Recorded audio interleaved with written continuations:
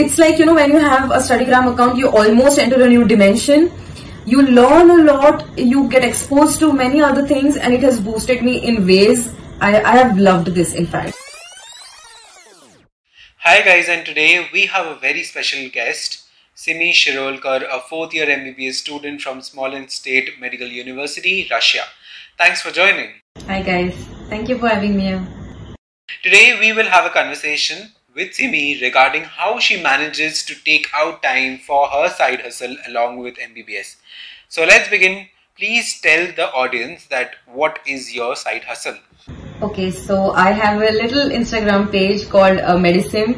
It's actually a studygram account. It revolves around my medical journey in Russia, all the pros and cons, everything, all the struggles that come into it, and about studies. That's what the page is about. Okay, so from where did you get this idea of side hustling? Like, how did this come to you? Actually, I was someone who would watch study videos, who would watch study with me videos, and I was the only one who would do that in my room. And I realized that interests me. Watching just study videos, it just interested me. And I realized, why not do it myself? If it interests me so much, that means I can put my value into it. And because I'm studying in Russia, and I realized that I needed something, I needed some guidance which I didn't get back then. So I thought, now that I am an FMG student myself, why not give that content out through my page? And that's how I started this Instagram account. Okay, and did your side hustle affect your studies? It didn't. In fact, it boosted me a lot. It's like, when you have a studygram account, you almost enter a new dimension. You learn a lot, you get exposed to many other things, and it has boosted me in ways I have loved this, in fact. Okay, and what do you suggest your juniors who want to side hustle, do something apart from MBBS?